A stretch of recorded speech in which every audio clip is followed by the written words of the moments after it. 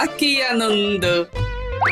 আরে ও গোপাল দাদা, গোপাল দাদা, এই সকাল সকাল কে আবার পিছু ডাকলো? আরে আমি গো আমি।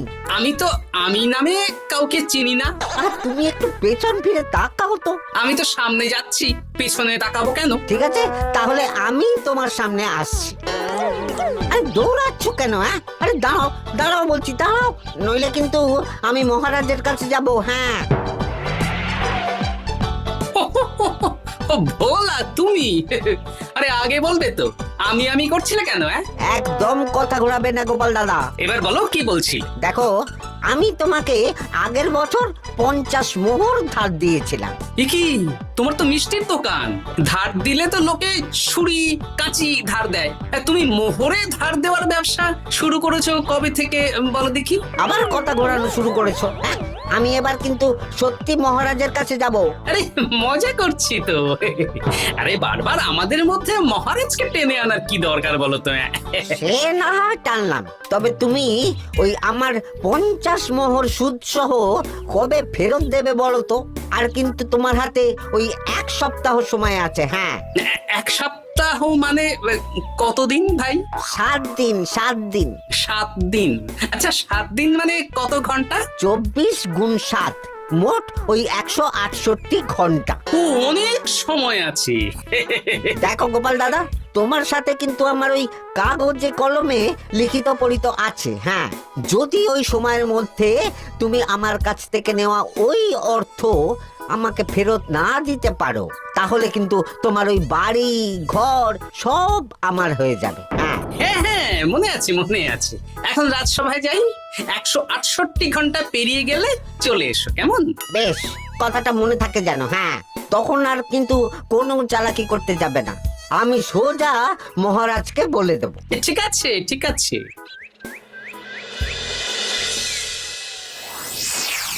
দেখুন মহারাজ, নিজের চোখেই দেখুন, সবাই হাজির, শুধু গোপাল ধা। সত্যি গোপাল ইদানিং আবার দেরি করে আসা শুরু করেছে। ওকে আচ্ছা করে ধোলাই দিন, তাহলেই চলে আসবে। কাজের কাজ তো কিছু করে না, শুধু বসে থাকে, তাতেও এই। যা বলেছেন মন্ত্রী মশাই। আমার মতে গোপালকে রাজসভাতেই বেঁধে রাখুন, তাহলে আর বাড়িতে যেতেও হবে না, আর দেরি করে আসবেও না। রোজ রোজ গোপাল করে রাজসভায় আসতে দেরি, তাই এবার তার পায়ে পড়াতে হবে বেড়ি। এই তো মহারাজ চলে এসেছি। আর বলবেন না, রাস্তায় ভোলা ময়রা চেপে ধরছিল। থাক, আর অজুহাত দিতে হবে না। নেহাত ভাগ্যের জোরে এই রাজসভার চাকরিটা পেয়েছিল। হ্যাঁ, মহারাজ ভালো মানুষ, তাই তোমাকে পুষছেন। আচ্ছা আপনি কি বলতে চাইছেন কি? আমি বলতে চাইছি যে মহারাজ যদি তাড়িয়ে দেন, তাহলে তোমার কি কিছু করে খাওয়ার যোগ্যতা আছে গোপাল? আপনার নিজের যোগ্যতা আছে? আছে বলেই মুখ ফুলিয়ে বলছি। হ্যাঁ, মন্ত্রী এটা একটা ভালো প্রসঙ্গ তুলেছে। আমার রাজসভার সকল সভাসদদের বলছি, যদি কোনো কারণে তোমাদের চাকরি চলে যায়, তাহলে তোমরা কি করবে একবার ভেবে দেখেছো? না মহারাজ, ভাবনাটা আমি সঠিক সময় কাজে লাগাই, ওই অকারণে ভেবে মাথা খারাপ করতে চাই না। হ্যাঁ, আহা, রাজসভার চাকরিটা তো তোমাদের পেশা। এই পেশার বাইরে তোমরা কে কি করতে পারবে? দেখুন মহারাজ, আমি তো ভেবেই দেখেছি যে যদি রাজসভার চাকরি না থাকতো, তাহলে আমি ব্যবসা করতাম। আমি মহারাজ যদি বিজ্ঞানী না হতাম, তাহলে শিক্ষা দান করতাম। আমি তো ছবি আঁকতাম, কলম না থাকলে আমি তুলি ধরবো। আমি কামারশালায় কাজ করতাম। আমার তো ছোটবেলায় মূর্তি বানানোর শখ ছিল, আমি মৃৎশিল্পের কাজ করতাম। কি গোপাল, এবার তুমি বলো। সবাই তো কিছু না কিছু বিকল্প ভাবনা চিন্তা করে রেখেছে। দেখুন মহারাজ, অনেক ভেবে দেখলাম আমার কাজ তো ভাড়ামো, তাই আমি লোক হাসিয়েই পয়সা রোজগার করব। আর বিশেষ কোনো গুণ তো আমার মধ্যে খুঁজে পাচ্ছি না মহারাজ। বেশ, আমি একটা ছোট্ট পরীক্ষা নেব। আজকের পর থেকে আগামী 7 দিন, আর এই 7 দিন তোমরা তোমাদের যা মন চায় সেটা করে রোজগার করবে। আমি তো খেতে ভালোবাসি। তাহলে খাবে। গোপাল হয় মুখ খুলে থাকে, নইলে চোখ বন্ধ করে। ও শুধু দুটো কাজই ভালো করতে পারে। আর 7ম দিনের শেষে বিচার হবে কে কত রোজগার করেছে। যার রোজগার সবচেয়ে বেশি হবে তাকে আমি দেব 100 মোহর উপহার। আর মহারাজ, যে সবচেয়ে কম রোজগার করবে? তার বেতন থেকে আগামী 10 মাস 10 মোহর করে কাটা হবে। কি রাজি তো? হ্যাঁ, রাজি রাজি। আমি জানি যে গোপাল ফুটো করিও রোজগার করতে পারবে না, তাই গোপালই হারবে। বেশ, আর যদি অন্য কেউ হারে? তাহলে আমি নিজের বেতন থেকে তাকে আগামী 10 মাস 10 মোহর করে দেব। ব্যাস, তোমরা কাজে লেগে পড়ো।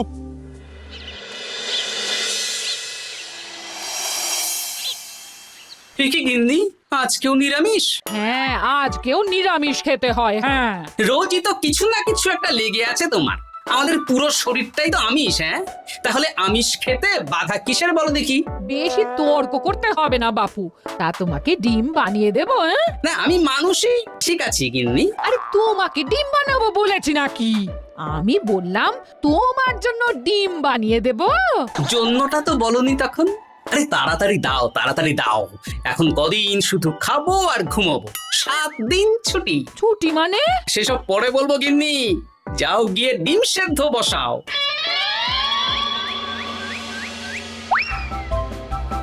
আরে করছোটা কি?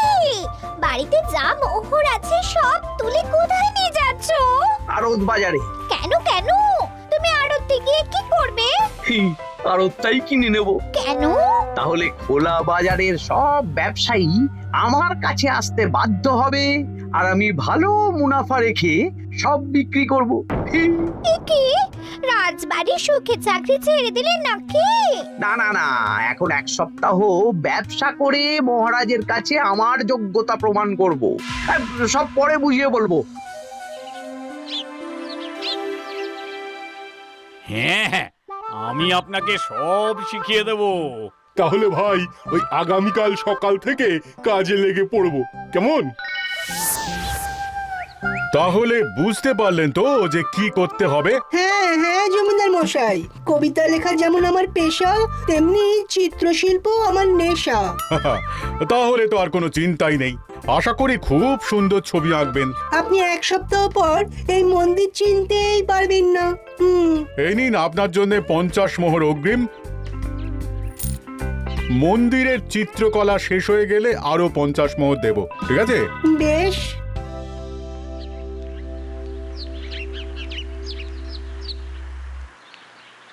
এই হাত চালা, হাত চালা। হাত পা সবই তো চালাচ্ছি মন্ত্রী মশাই। আপনি এত শাকসবজি আনাজ দিয়ে করবেনটা কি? আমি এখন 7 দিন কৃষ্ণনগরের বাজার নিয়ন্ত্রণ করব, তাই সব জিনিসপত্র আড়ত থেকে আমি নিজেই কিনে নিয়েছি। এবার সাধারণ বাজারের দোকানদাররা আপনার কাছে আসবে। কাল সকাল থেকে শুধু মোহর গুনবো।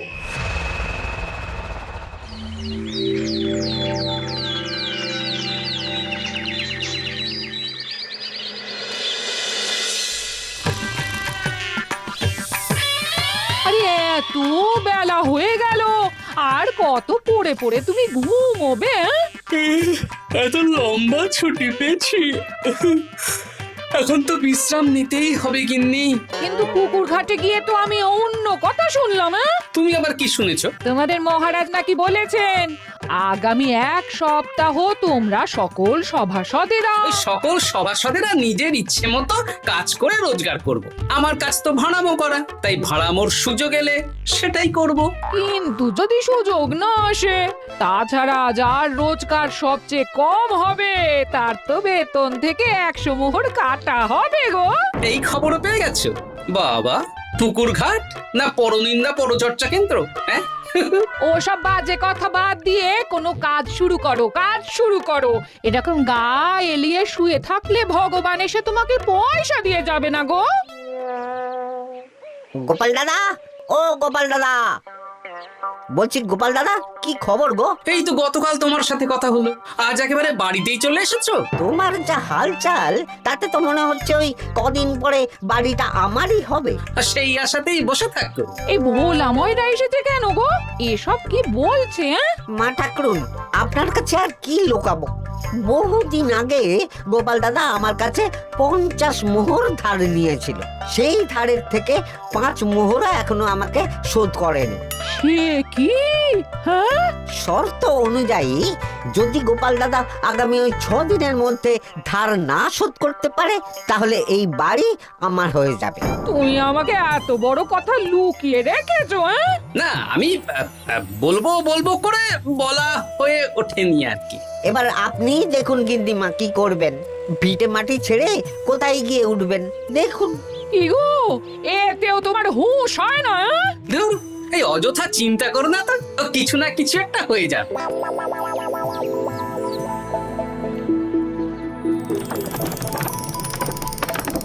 বাহ বাহ বাহ, পণ্ডিত মশাই, আপনি তো এর মধ্যেই কাজ শিখে গেছেন। আমি তো ছোট থেকেই মাটির পুতুল বানাতে ভালোবাসতাম। বিভিন্ন দেবদেবীর মূর্তি নিজেই বানাতাম, তারপর পুজো করতাম। আমার পরম সৌভাগ্য আপনার মতন পণ্ডিত মানুষ আমার কুমোর শালায় কাজ করছেন। কোনো কাজই তো ছোট নয়।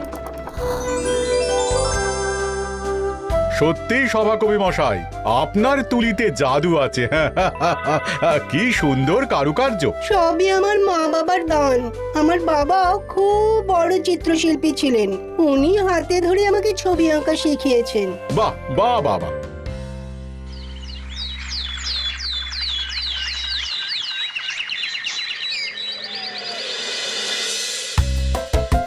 এই যে পুটি, আজকে তো একটা মজার জিনিস শেখাবো।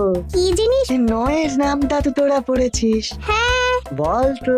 9 একে 9, 9 দুগুণে 18, 3 9 27, 4 9 36। ঠিক আছে ঠিক আছে, এবার থাম। পুরো মুখস্থ। সে তো বুঝতেই পারছি, এবার মজার জিনিসটা দেখ। 9 কে 9, 9 দুগুণে 18, 18 মানে কি? 1 10 8। হ্যাঁ, এবার 1-এর সাথে 8 যোগ কর, কত হয়? 9 3 9 কত? 27। 2-এর সাথে 7 যোগ করলে কত হয়? 9 36-এর 3-এর সঙ্গে 6 জুড়লে 9। আরে বাস, দারুণ তো। হ্যাঁ হ্যাঁ। সত্যি বিজ্ঞানী মশাই, আপনি কি সুন্দরভাবে পড়া বোঝান। এটা তো আমার নেশা।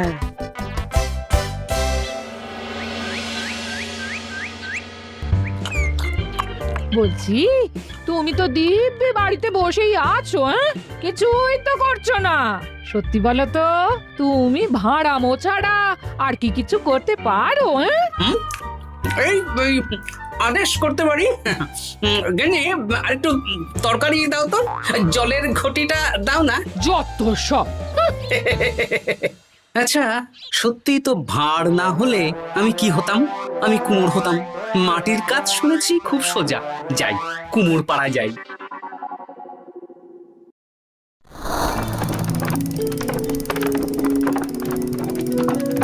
আমার কি সৌভাগ্য, রাজসভার দুজন সভাসদ আমার সঙ্গে কাজ করছে। আচ্ছা, এইভাবে ঘোরাবো? এই যা, হলো না হলো না। এটা কি মুড়ির মোয়া নাকি? দাও, আমাকে করতে দাও, তুমি অন্য কিছু করো।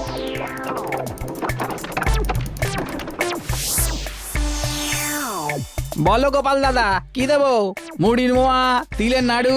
আমি কিনবো না গো, বানাবো। হ্যাঁ, কি বানাবে? ওই মুড়ির মোয়া। কদিনের জন্য আমার একটা কাজ দরকার, বুঝলে? তা বেশ, তাহলে এসো, এই পিছনেই আমার কারখানা, গুড় মুড়ি সব রাখা আছে, বানাও। এই দেখো, এই যে গুড়ের হাঁড়ি আর ওই যে মুড়ির বস্তা, এবারে বানাও। বেশ, আমি তবে সামনে দোকানটা সামলাই।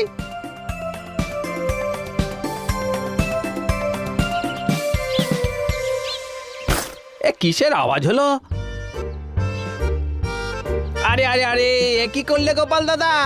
আর বলো না, ওই গুড়টা ঢালতে গিয়ে হাঁড়িটা হাত ফসকে পড়ে গেল। এই তুমি যাও তো, তোমাকে কিচ্ছু করতে হবে না, যত সব বিপদ বাড়ানো।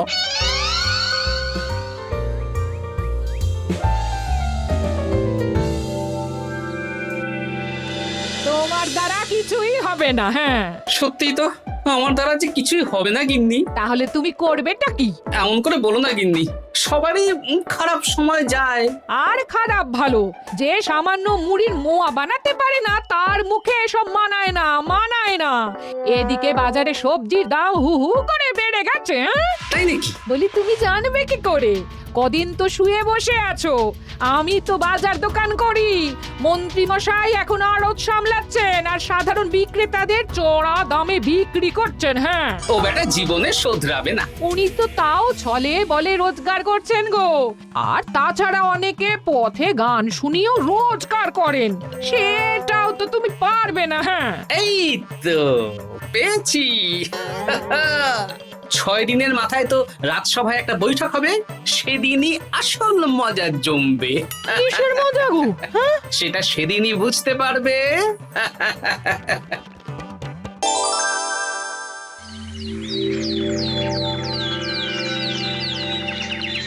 তারপর বলো, আজ তো ষষ্ঠ দিন, আজ অবধি তোমরা কে কত কত রোজগার করেছো? মহারাজ, আমি এখনো অবধি 200 মোহর। বাহ বাহ বাহ! আমি মহারাজ 15 মোহর। হ্যাঁ, আমি 5 মোহর। বিভিন্ন বাড়িতে বাচ্চাদের পড়াচ্ছি, শিক্ষাদান করছি দিনরাত। সেনাপতি, আমি 10 মোহর পেয়েছি, আরো পাবো। আমি 50 মোহর অগ্রিম পেয়েছি, আরো পাবো আগামীকাল। বাহ বাহ বাহ! সবাই তো ভালোই রোজগার করেছো। আর গোপাল, তুমি বলো। মহারাজ, আমি এখনো অবধি কোনো রোজগার শুরু করিনি।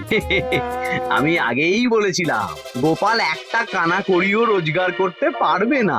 আসলে মহারাজ, আমি আজ সকালেই আমার প্রতিভা খুঁজে পেলাম। তোমার আবার কি প্রতিভা? আমি ভালো গান গাইতে পারি মহারাজ।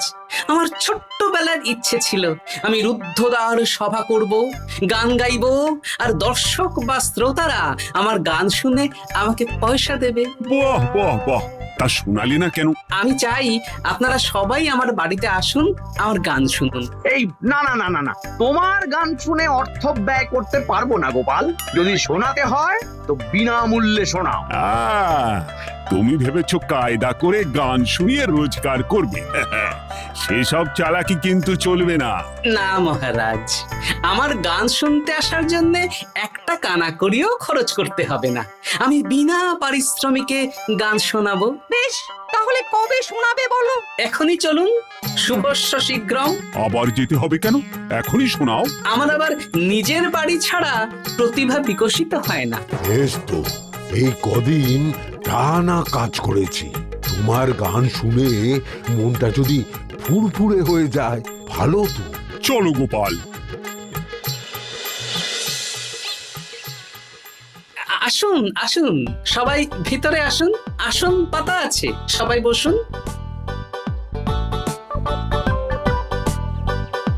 নাও, এবার গান শুরু করো। দাঁড়ান মহারাজ, আমার গান আমি বাইরের লোককে শোনাতে চাই না।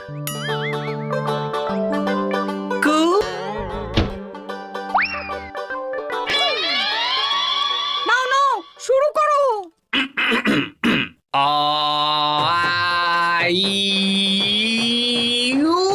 ওরে বাবা রে বাবা! আরে এত চিৎকার করছো কেন? থামো থামো থামো! এটা ভালো লাগছে না, অন্য গান শোনাচ্ছি তাহলে।